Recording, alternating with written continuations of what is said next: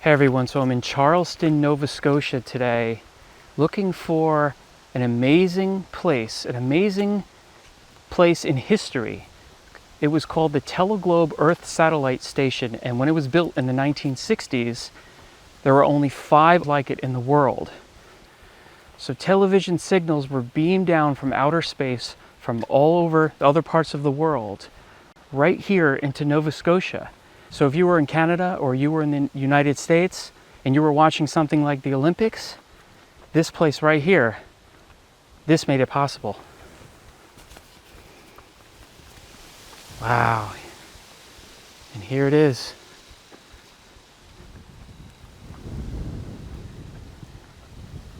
That is incredible looking. Now, a lot has been torn down. There's also been a lot of vandalism, but there's still some stuff here. This big building here, this would have had a huge globe on top of it.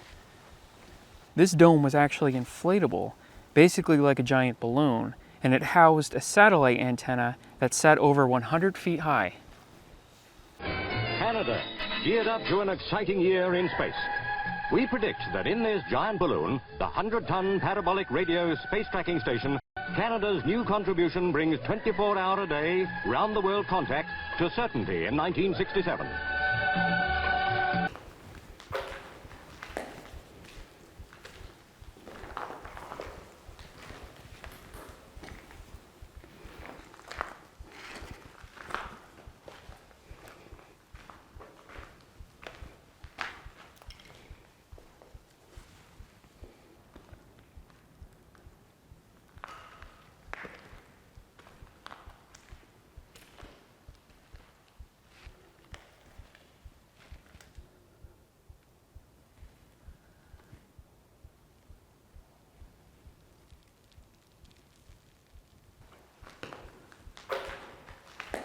Just a giant round room.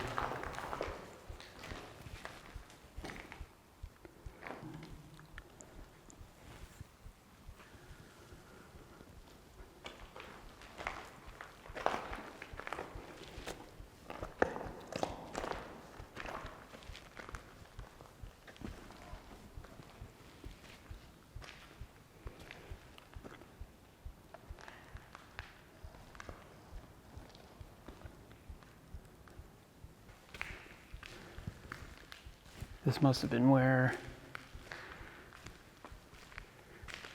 the controls to the main satellite were.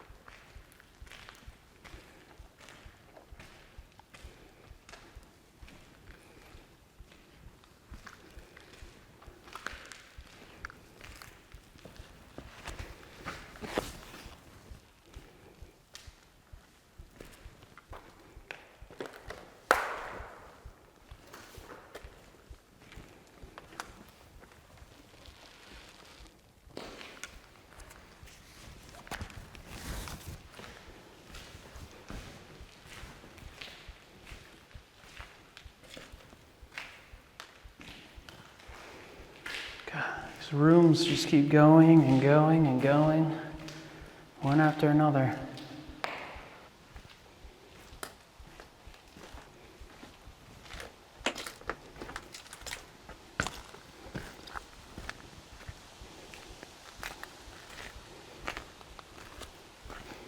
Now, during the years after its closure in the 90s, this property changed hands a number of times, and every single time it did, it seems like the new owners would come in and tear down some of the buildings, or they would gut them more and more. So pretty much anything of value, anything of real interest, like electrical boxes and machinery, has long since been taken. Even this huge hallway, this used to be a covered hallway that I'm on, and it went all the way, it looks to be about almost a quarter-mile long. This hallway would connect the 2 giant buildings. That's where I'm headed right now.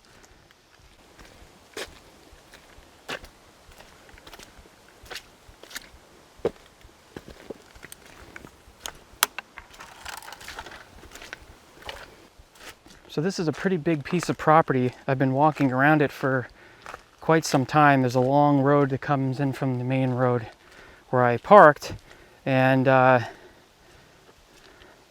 it spans a pretty far distance. There's a lot of roads that lead to other small buildings.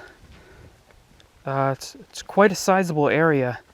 I'm really surprised that they never kept better care of this, that it was never taken care of to maybe be restored one day, given its very important role in broadcasting history.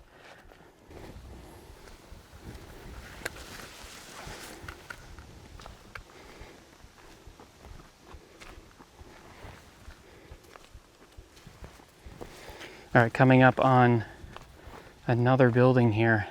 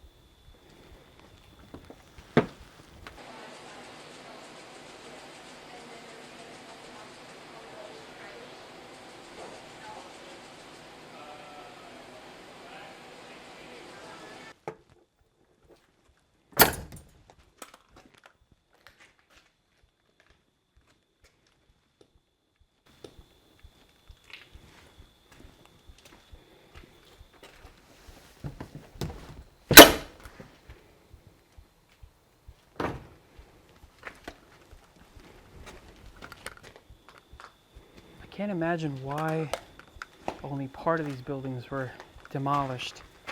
The only thing I can think of is maybe there was something important here that they needed to get out, and it was just easier just to break up the walls, to remove it.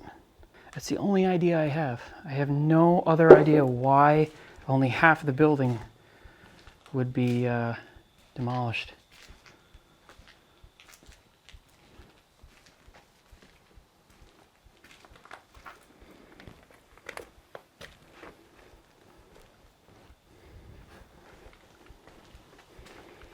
This huge debris field. Wow.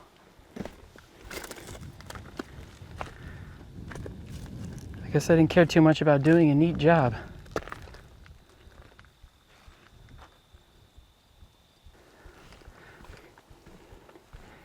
Coming up on some sort of dome building here. Very interesting.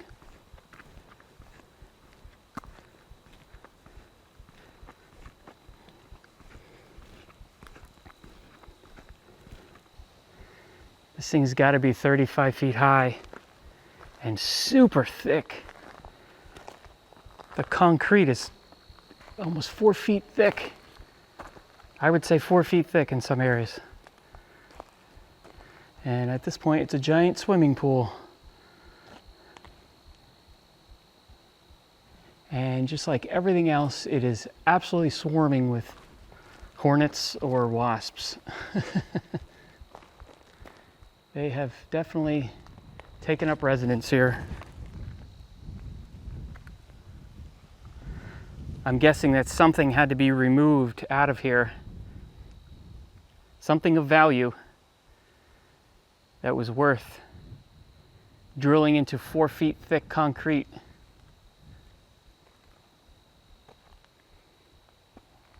That is an incredible looking building. So apparently in the 1960s, Canada chose this area in Nova Scotia because it was very remote and there wasn't a lot of noise as far as radio interference, things like that. Also, the land has like a natural dip, like a natural bowl effect to it. So they felt that it was a perfect spot. So when I upload this, I'm going to include some original photos so you can see what it looked like back in its heyday, because it is very different from the way it looked back then.